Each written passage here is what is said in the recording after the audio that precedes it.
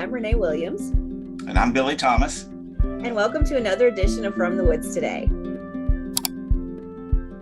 You know, we have a really interesting topic that also will allow people to learn more about that topic at a later event. No doubt. And we got some new guests on, we who's going to be on today's exactly. show. Really excited about it. Yeah. Thank you all for being with us today. We certainly appreciate that. We do have some new guests going to be with us here in just a few moments. We're going to be talking about something, Renee, I think a lot of landowners think a lot about, and that's wildlife. Right? And what can they do to try to be better stewards for wildlife? How can they improve their property for wildlife? So we're going to be talking about that in today's show. We have Liz Brewer from the Appalachian Mountain Joint Venture, and then we have Ben Rhodes, who is with the Rough Grouse Society, and they are working together on a partnership with some other groups, and we'll learn more about that in kind of southeastern Kentucky in that region, but they'll tell us the exact area on basically doing some good habitat management for wildlife. So, you know, it's something a lot of people think about a lot. So they're going to give us a presentation on that, and then we'll learn a little bit about maybe their upcoming program if y'all want to learn more on the ground. And then plus we have ever popular, another one. Tree of the Week. Yes, Laurie is going to be gracing us with a Tree of the Week. We're excited to have that, and I'll save that what that tree is for a little bit later. But a little hint: you might start seeing it flower pretty soon if you haven't already. I got a little. All right, well, don't say anything. We'll let Laurie do the. We'll let Laurie do the big unveiling of that. But no, appreciate y'all being with us today. You know, the show is all about you. Also, if you've got questions for our guests, please let us know. If you're on Zoom, you can use the chat function and we can interact with you that way. And if you're on YouTube Live, use email and hit us up at forestry.extension@uky.edu. And, you know, great show. Really excited about getting started. Definitely. Right? So let's go ahead and get started. So Ben and Liz, if you want to turn your cameras on and join us. Welcome to the show. Welcome, folks. First timers. Yeah, welcome. Tell us a little bit about what you're going to be talking about. Yeah, thanks so much for having us. We're really excited to be here. As Renee and Billy said, I'm Liz Brewer. I'm an outreach specialist for a group called the Appalachian Mountains Joint Venture. So Ben and I are here today to talk about this amazing collaborative partnership where state and federal agencies, nonprofits, the University of Kentucky, and others are coming together to improve the forest health in Eastern Kentucky on public and private lands. So now I'm an outreach specialist, so a lot of my work is kind of behind the scenes, helping create supporting materials for the partners in this partnership, creating educational materials for landowners. But Ben is our superstar who is actually in the woods, making the work happen on the ground. So I'm really excited that we're both here to kind of represent this partnership and talk about this great work that's happening. Ben, if you want to hit the next slide. A lot of you are probably wondering who the Appalachian Mountains Joint Venture is, and that's a great question. We are one of 21 migratory bird joint ventures that are focused on habitat conservation. So our joint venture is a partnership of over 55 state and federal agencies, NGOs, and universities that are all working together to conserve habitat for the benefit of birds, wildlife, and people in the core of Appalachia. On the screen, you can see the map. The red is the boundary of where we work. We cover a little over 103 million acres across 12 states. And that area contains some of the largest expanses of forests in the eastern US. So the colorful blocks within our boundaries are where we really focus our efforts. They're areas that us and our partners have identified as high priority for different wildlife, for forest habitats, and for people. So the purple block is our southeastern Kentucky focal area. And I'll dive more into the work that we're doing there a little later in the presentation, but I want to turn it over to Ben first to introduce himself, talk a little bit about Rough Grouse Society and American Woodcock Society, and then set the stage for us with some background on Kentucky forests and wildlife. All right. Thank you, Liz. So again, I am Ben Rhodes. I'm a wildlife forester with the Rough Grouse Society and American Woodcock Society. That is two societies, one organization, one very long name. And grouse and woodcock are our bellwether species, our rallying cry, so to speak, but our mission is much broader. We are working to improve forest habitat and forest health to not just help one or two species, but to create whole landscapes of diverse functioning forest ecosystems, because our natural world is facing unprecedented challenges, and we're going to need those diverse functioning landscape scale forest ecosystems to meet those challenges. I'm about to introduce one of those unprecedented challenges, and it's going to sound like an awful lot of doom and gloom at first, but don't worry. We will move on to the role of forests in facing the challenge and some ways that forest landowners can get involved. But first, the doom and gloom. So, I'm sorry to say that global wildlife populations are in a state of catastrophic collapse. We're not just talking about already rare species going extinct. Part of the same problem is that previously common species are becoming rarer and rarer. Populations are crashing with worldwide across all major groups of vertebrates, mammals, birds, amphibians, reptiles, fish. An astounding 68% collapse in wildlife populations over the last 50 years or so. And there are a lot of different causes of that, but if you look on the right, you can see that habitat degradation and habitat loss account for almost half of the root cause of this catastrophic population collapse. Now, that is at the global scale. It does vary from region to region. So let's zoom in a little bit to North American birds. You can see from the figure on the right, it's a lot of the same story. There is some variation between our various groups of birds, but almost entirely across the board, we are seeing major declines in our bird populations. And if you look at the bottom left, you can see again, ecosystem degradation, aka habitat loss, stands out as the main driver of these declines. Now, we're still on the doom and gloom, but there is a silver lining here, which is another group of birds, waterfowl, are showing a really impressive 56% increase in populations since 1970. That is because in 1970, they were in bad shape. But then in 1986, we put together the North American Waterfowl Management Plan that implemented habitat protection, restoration, and enhancement for waterfowl and their wetland habitats. So that active habitat work led directly to this big success story, this silver lining on the otherwise doom and gloom story of North American bird decline. So keep that in mind as we zoom in even more, get even more local with our eastern forest birds. So we have three population trends shown on this slide. The green line is eastern forest birds as a whole, showing a significant moderate decline. The red line showing our tipping point species, the most vulnerable, most sensitive, most imperiled species within eastern forest birds, which are showing a major decline of more than 50%. And then getting even more local, the blue line is ruffed grouse in Kentucky, which really closely mirrors the tipping point species because, well, they are a tipping point species. They're one of those very sensitive, very imperiled species. And so serious decline there as well. And so more bad news, but again, there is a silver lining because if you squint and you look really closely at the right-hand side of these three lines, those most recent years of population trends, you can see them flattening out. So we're not necessarily getting our birds back at this point, but the decline is slowing or even stopping for a lot of these species. And well, you might be curious as to why that is. And thankfully, we had a big interagency comprehensive report a couple of years ago called State of the Birds that gave us an answer in no uncertain terms, which is forest restoration efforts in the East appear to be bending the curve of bird loss. So we are slowing or stopping these bird declines for our eastern forest birds through forest restoration, which is great. But then the question is, what is forest restoration? We all know about reforestation, so putting forests back where they used to be but have been removed. But forest restoration is more than that. It is also restoring forests to previous conditions, the conditions that our wildlife historically depended on and still need.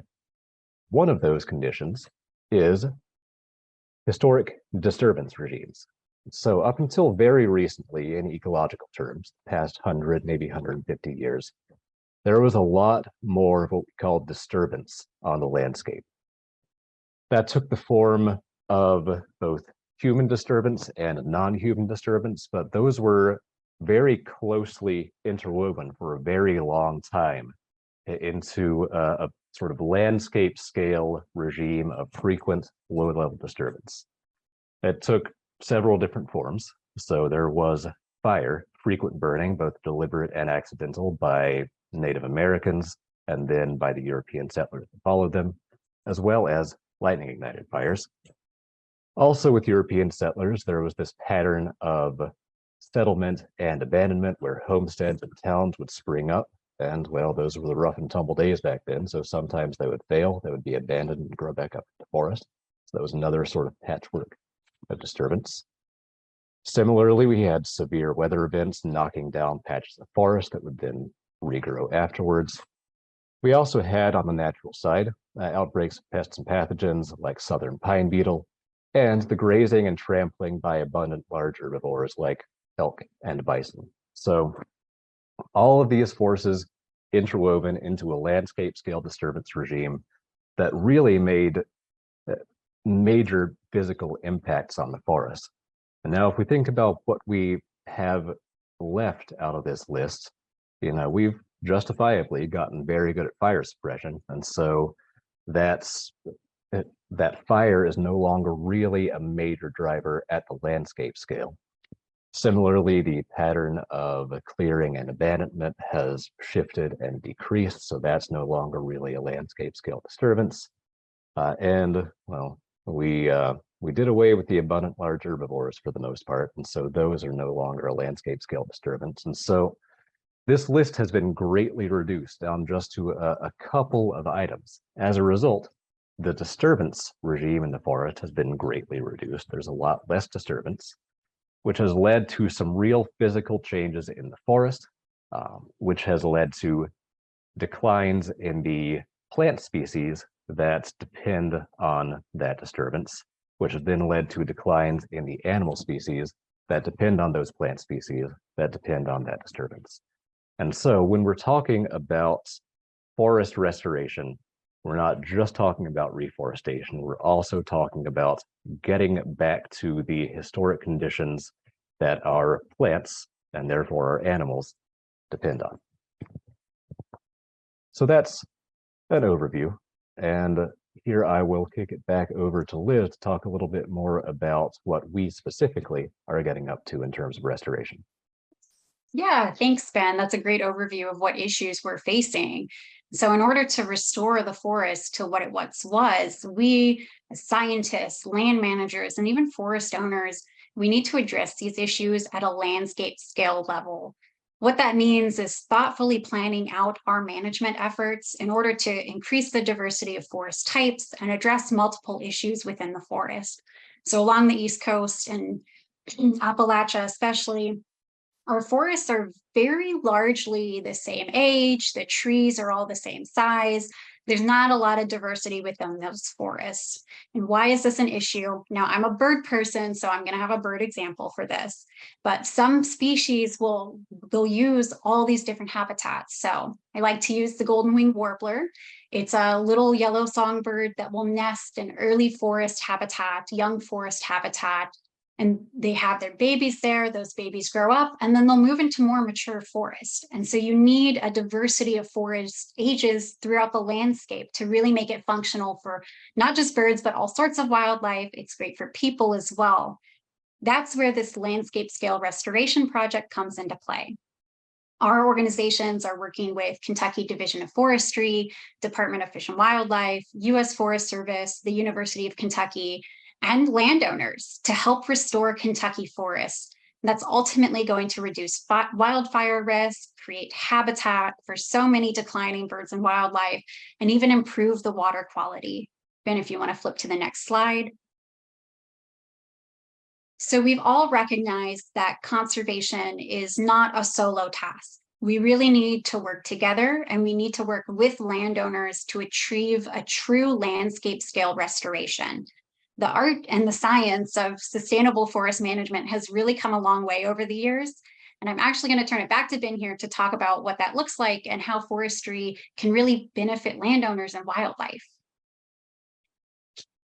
All right. So, yep, as Liz said, the science of forest management is changing. And to really get at this big lofty goal of cross-boundary landscape scale restoration, we are implementing what we call wildlife forestry. And to some extent, it's self-explanatory, but to explain a little bit more, wildlife forestry is applying the science-based principles of ecology and silviculture to sustainably create the habitat diversity that wildlife needs now, while also not forgetting about the future, preserving our forest health and our forest resilience for future generations of people and wildlife, and to face whatever challenges are still coming down the road for our forest ecosystems. And well, the theory is all fine and good there, but well, I'm a scientist. I like to get into hard and fast examples. So let's look at a case study. Possibly our most iconic, most valuable forest type, the Southern Appalachian oak forest. So in the Appalachians, and especially in Kentucky, oaks are a critical species for wildlife food, acorns, wildlife habitat in terms both of nesting and for the actual physical structure of the forest at the macro scale. And they're also important economically. They're our most valuable timber species.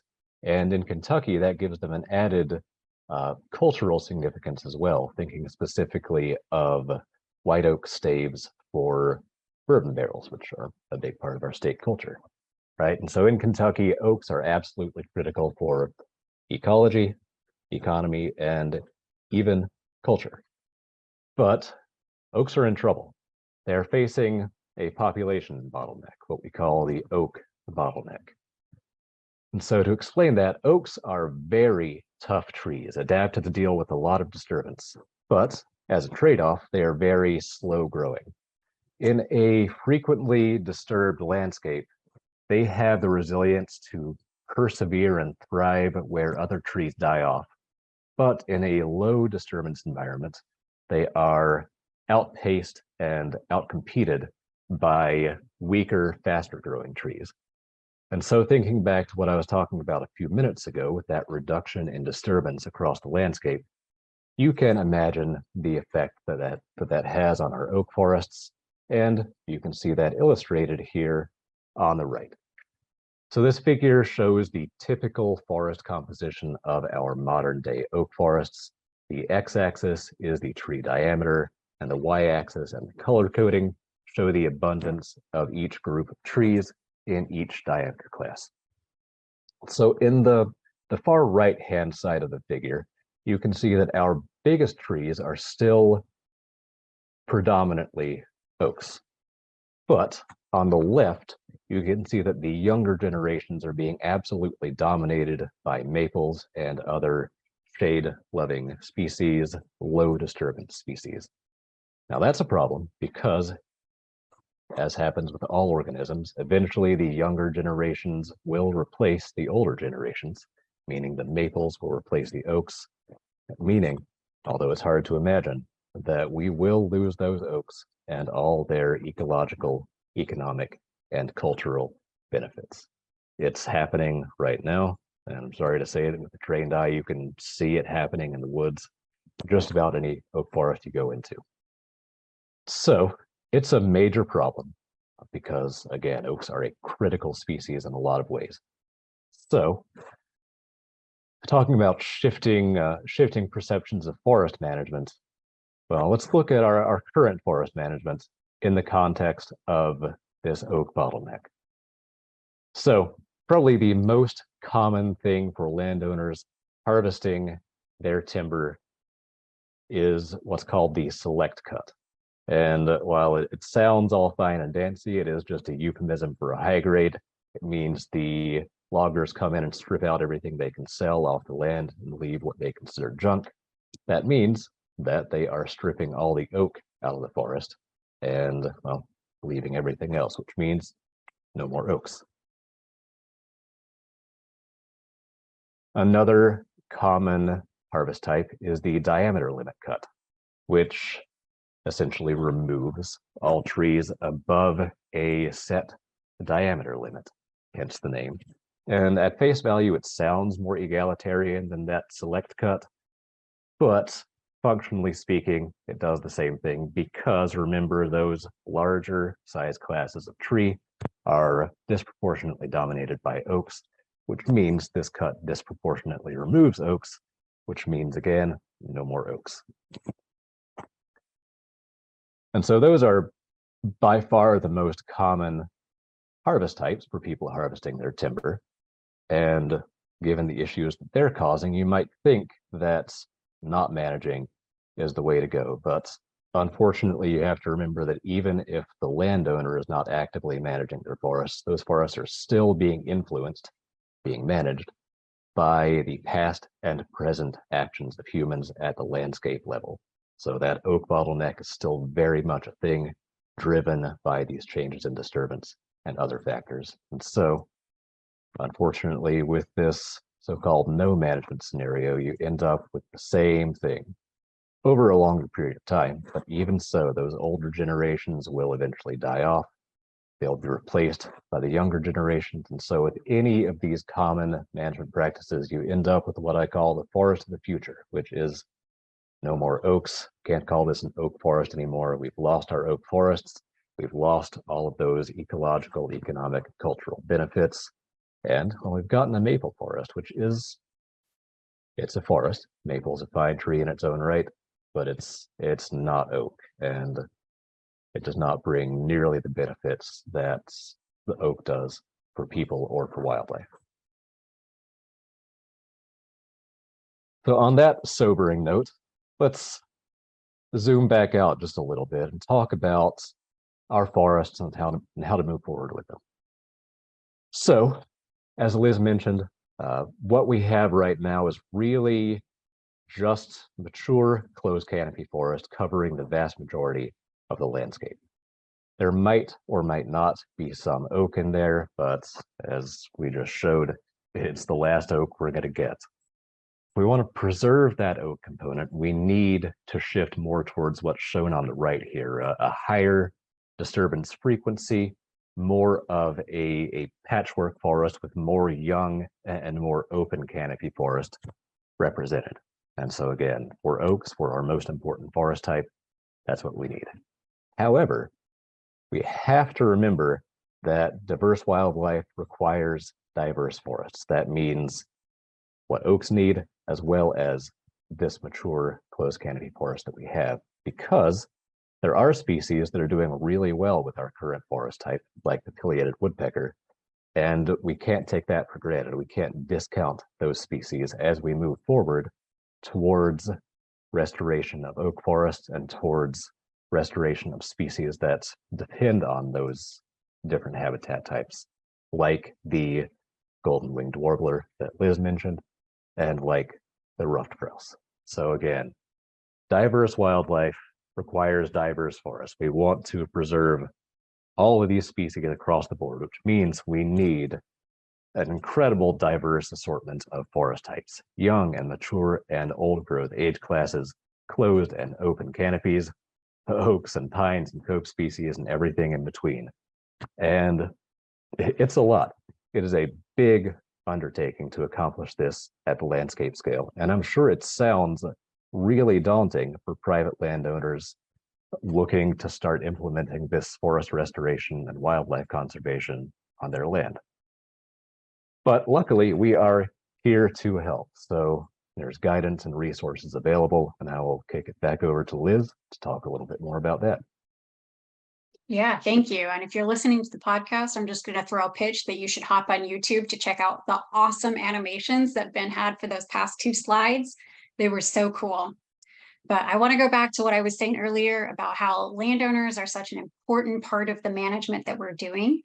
Around 80% of forests in the US are, or Eastern US at least, are privately owned. And I think in Kentucky, it is about 78 to 80% of Kentucky forests are privately owned. So I really cannot stress enough how critical landowners are in creating healthy forests. I also want to stress that when foresters work with landowners, we're not just managing exclusively for birds or exclusively for timber production. We want to work with you to meet the goals that you have for your property. So if you're a landowner, your goal might be creating wildlife habitat. Maybe you want to go hunting on your property, or maybe you just really like wildlife and you want to be able to see a more diverse group of wildlife on your land. You may also be interested in just leaving behind a healthy forest for your kids or grandkids to enjoy in the future. Whatever the goal is, a forester can help you plan for that. There are a lot of sustainable forestry practices that they can recommend that will help meet your goals while also creating habitat and improving the overall forest health. That could be removing invasive plants in your woodlands and planting native plants in their place, or managing for young forests. That could be something like you have an old field on your property and you want to do some mowing to keep it in that young forest state, or even improving oak regeneration on your land through a mid-story removal. Forester can really help you decide what's going to work best for your land and what's going to help meet your goals, while also creating really great quality timber and wildlife habitat. They can also direct you to the many resources that are available for landowners. And Ben is one of those many resources, and I will let him flip to the next slide and talk a little bit about what's available. There's so many opportunities. Exactly. There are a lot of resources available statewide. And so no matter where you are in Kentucky, should have access to a local extension office, a natural resource conservation service office somewhere in the area, and a county conservation district. So no matter where you are across the state, you should be able to find those resources. And those agencies can help you out. They can give you assistance directly, and they can point you towards even more resources, including local resources, including myself, as Liz pointed out. And so, just a little self-plug for my program. If you have forest property in the red circle on the map there in Southeast Kentucky, that is where I work. You can get in touch with me at the contact information there in the bottom right. What I do is I provide what's called a forest management plan to private landowners. That includes a full forest inventory so you know what is in your forest. And it includes actionable management recommendations for you to move towards whatever your forest goals may be. And it connects you with financial assistance through NRCS, their EQIP program, that will help you pay for these activities on the ground. So again, I'm providing those management plans within that red circle on the map. So if you have forest property there and it sounds like something interesting to you, get in touch and we'll talk. But wait, there's more, because you also have an opportunity to see me and Liz on the ground next month to talk more about these practices and get some more information and connect with more resources. And I will kick it once again for the last time back over to Liz to talk about that exciting event. Yes, thank you. I want to invite you all to come out to our forestry field day for landowners. We're going to dive more into the specifics on what programs are available for landowners, how they work, how you can apply for them, how to manage a forest sustainably, learn some of the common trees of Kentucky. So when you go home, you can identify what's in your forest. You'll get to hear from experts in the state, from all of our partners, and even some other landowners about what management plans they've done, what they've done in their forest, what their experience has been like. We'll also be meeting at the beautiful Pine Mountain Resort Lodge, carpooling just a short distance to Kentucky Ridge State Forest. And this is all happening during the height of bird migration. So come on out, you will hear and probably see a lot of very cool birds while we're out there, and you'll get to learn a lot. You can RSVP by sending me an email or giving me a call. My contact information is on this slide. And thank you all so much for your time. We're happy to answer any questions that you might have. Well, thank you so much. We greatly appreciate your presentation. It Yeah, was that's good. really informative. And I'm sure that, a lot of people will have some questions about that. And we do have one in the chat pod that says, how many acres need to be available for assistance in management? That is a great question. In terms of my forest management plans, I usually work with 30 acres or more of forest land. In terms of just general assistance, though, I don't believe there's a lower limit for a lot of these programs. And especially if you're just looking for advice for technical assistance, Right. Yeah. ask away at any of these resources. I was going to say, yeah, there's a lot of resources, and you identified many of them. I think to complete a forest stewardship plan with the Kentucky Division of Forestry, there's a 10-acre minimum on that. And in Kentucky, at least for our private lands biologists, I believe you have to have 25 acres before they can kind of come out and meet with you in person. But that doesn't preclude you from getting some other additional assistance and support from these folks. And in addition, Kentucky Division of Forestry, they can do kind of what they call practice plans for smaller parcels as well. So there are some resources, regardless of your size, out there. Ben, I had a question about the program. What if we have a landowner that maybe has already been working with a forester in the past, and they're really excited about this opportunity and stuff? How would that work if you're dealing with somebody that maybe already has an existing management plan or along those lines? Yeah, that's a case by case basis, but usually there's some way that my plans can integrate with existing management plans or with an existing consulting forester. There are a few unique aspects to the plans that I write. One of the most frequent ways that they integrate is my plans actually what I call roll out the red carpet for NRCS equip cost share. And so it isn't a formal contract, but my plans are written in such a way that you can take them and hand them to your local NRCS agent. They'll actually be on file with NRCS already, and very, very quickly get a practice plan in place and get financial assistance with that plan. And so it streamlines the whole process. And yeah, that's a unique thing that really meshes well with a lot of existing plans that maybe don't have that red carpet rolled out. Nice. Yeah, very cool. Well, thank you for doing that for the woodland owners of Kentucky. Yeah, I mean, we need all the Appreciate it. support we can get out there for our Mhm. landowners, and I really appreciate the work your organizations are doing. The Appalachian Mountain Joint Venture, Rough Grouse Society, and American Woodcock Society. You all are doing a lot of great work, and we have other partners out there, very much like you all. We have folks from the Wild Turkey Federation that are have similar projects in other parts of the state. So it really takes all of us really working together to try to support the landowners. And I would another question, I guess, Liz, maybe this might be a little more for you. What if we have some landowners might be interested in it, but they're outside of that area, the Bend Circle, if you will, in southeastern Kentucky? Yeah, my go-to is always contact your local forester. Division of Forestry is a really, really great resource, or contact your local NRCS service center.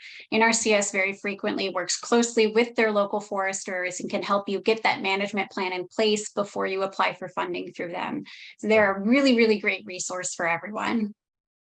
Take advantage of those. Mhm. Now, is I guess a follow up to that is that they're restricted to people that have land in those property, the field day, or would you all take people outside of that area? I guess I'm probably targeting, I'm sure, people in that area first, but yeah. Yeah, I say the more the merrier. We really want people within Ben's circle, but if you live just outside that range, please feel free to sign up and come on out and learn more. We do hope to host another one maybe later this year. So if you can't make this one, keep an eye peeled. We'll be advertising a second one in the fall. Okay. Well, feed us information and Mhm. we'll try to do everything we can to help promote, good forest stewardship out there. That's what this show's all about. And that's what our organization's about. So we really appreciate you all bringing this project to Kentucky and trying to really help and serve our landowners here in the state. Definitely. We Yeah, greatly thanks for having us. both being on. Yeah. And Happy we'll to have be you here. back. Yeah. Yeah, I'm sure we'll have Yeah. they'll have him back. If there's things that are down the pike, that make sense, holler at us and Yeah. we'll have you back on for sure. Definitely. All right. Appreciate it. Yeah. So Thanks, Liz. Thanks, Ben. moving on to Yeah. our next topic. I know this is one that everybody gets so excited I know, about, and it's exactly. one of our most popular features that we do on From the Woods today. Mm-hmm. And we're fortunate to have Laurie with us Yes. today. Yes, She's going to give Hey, us Laurie. a new tree of the week. Yes. Hey, it's been a little while. That was a wonderful. I just wanted to comment. A great presentation by Liz and Ben. I mean, really wonderful opportunity, and especially if you live in that area, that field date is going to be fantastic. So, yeah, absolutely. But we do have a new. We've done this tree before, but it was back the early with a video. And you know what? You could do this tree every year. To me, it's springtime. It's not red bud, which we do usually every year, but it's our flowering dogwood. And it really, to me, represents. Sorry, we're fans. Yeah, sorry. I have one in my front yard, and it's like just starting. I've got little flowers on it right now. Yeah. It is, and we're just now starting to see it flower. So it's a perfect time to kind of refresh our memories, or maybe learn about our flowering dogwood. And so I've got a little short video that I'm going to share with you all, and kind of shares with us. Make sure I got optimized. A little bit about our flowering dogwood, a wonderful native tree here in Kentucky. University of Kentucky Forestry and Natural Resources Extension, and I'm here with the tree of the week, the flowering dogwood. Flowering dogwood, Cornus, Florida, is a beautiful small flowering tree. This common woodland understory tree is also very popular in our suburban landscapes because it provides visual appeal in all seasons. It is in the Cornaceae family, which includes about 10 genera and 90 species of trees and shrubs, and is most abundant in the cooler regions of the Northern Hemisphere. There are 16 Cornus species native to United States. Flowering dogwood is a small tree that typically grows about 30 to 40 feet tall and 8 to 16 inches in diameter. It usually has a short trunk, low branches, and a rounded to flat top crown, and it tends to have a candelabra appearance. Flowering dogwood is a moderately fast-growing tree that lives to about 80 years old, and it is an important wildlife species.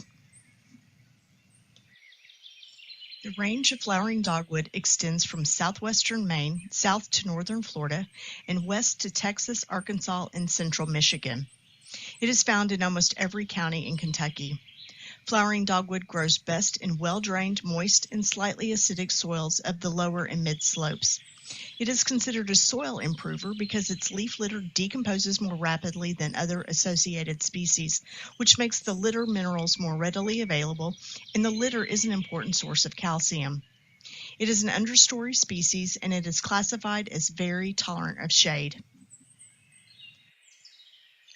Flowering dogwood is deciduous with oppositely arranged simple leaves, as you can see in the photo.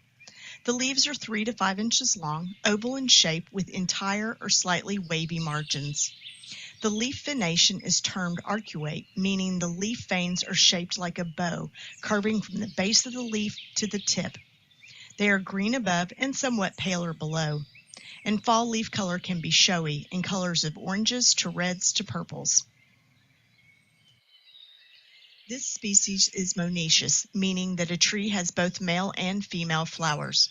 The male flowers and the female flowers are green to yellowish, and they're very small, and they're in a tight cluster in the middle of 4 showy white, occasionally pinkish petal-like bracts. The bracts form flowers that are about 2 to 4 inches across. The flowers emerge before the leaves in early spring, and they are pollinated by butterflies and specialized bees.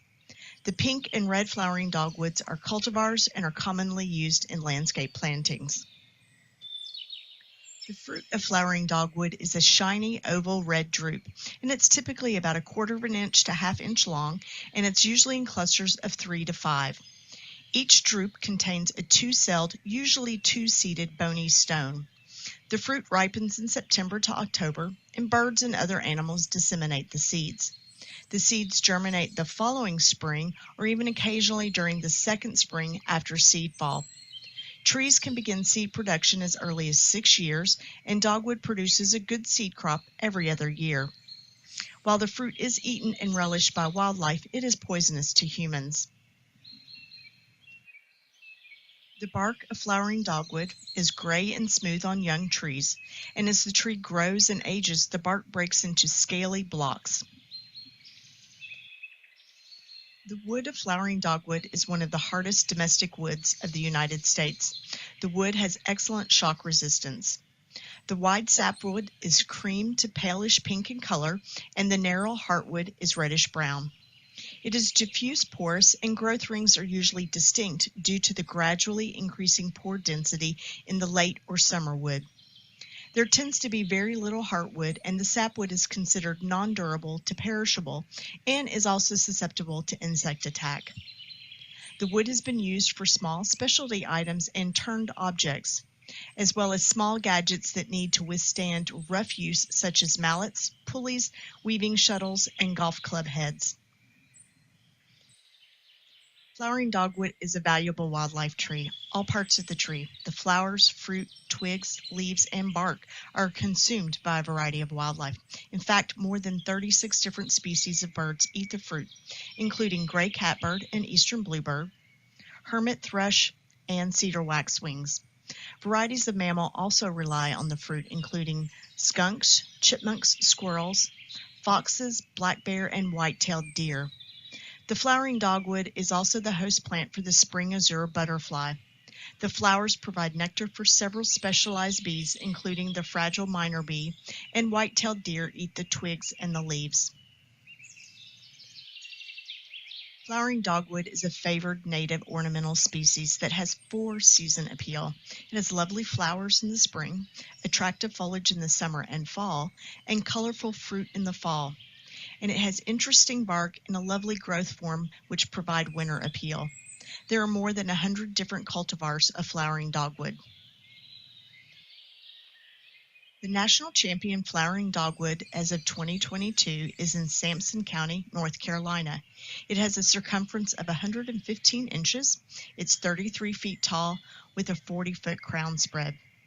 The Kentucky champion is in Barron County, and it's 83 inches in circumference, 32 feet tall, with a 44-foot crown spread.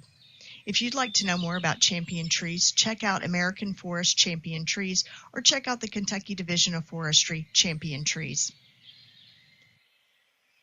Now for a few fun facts about flowering dogwood. Flowering dogwood is the state tree of Virginia and Missouri and the state flower of North Carolina. Native Americans use the inner bark of the root, which contains an alkaloid, cornin, as a treatment for malaria, and the bark to make a scarlet dye. The powderized bark and small twigs were once used as toothpaste, and a tea made from the bark was used as a substitute for quinine during the Civil War.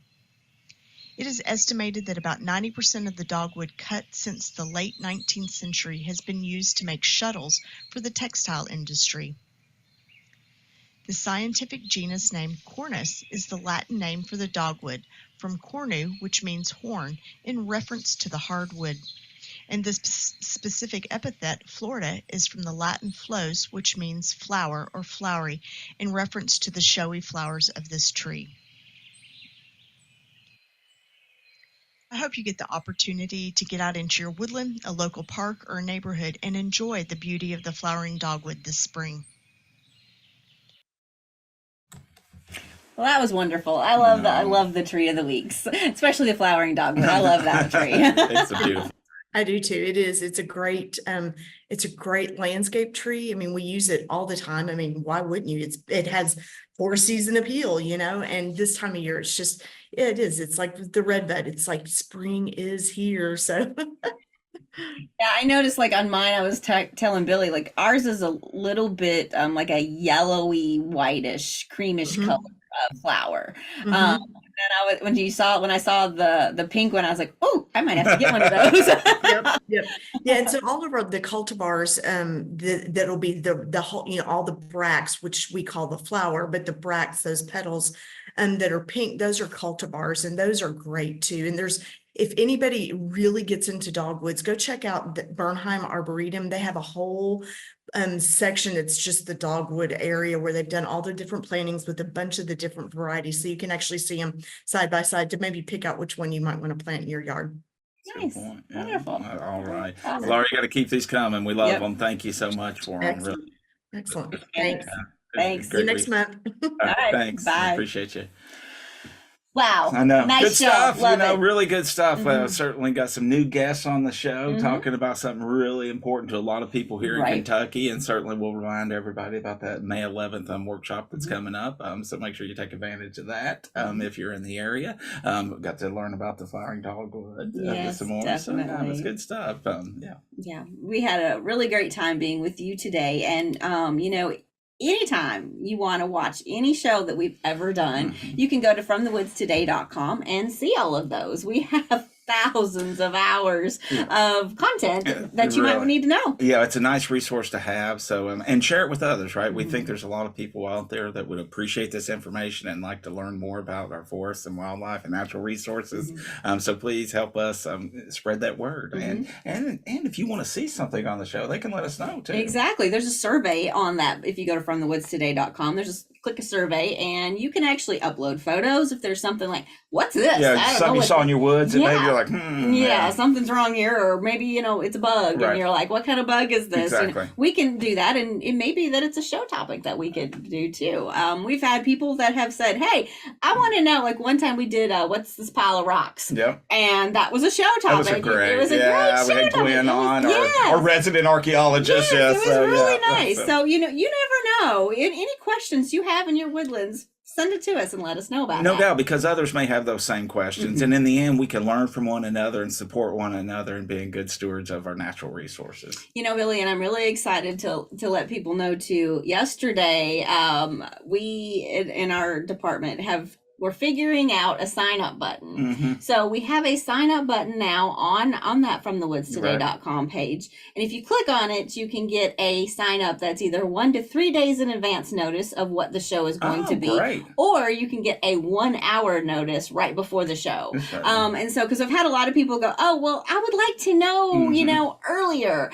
Because I usually send out notices about the show. If you've shared our email, you get a show notice, but it's usually an hour before. But I have started now with people that have wanted it a little early. It's going to be anywhere between 1 and 24 hours before the show.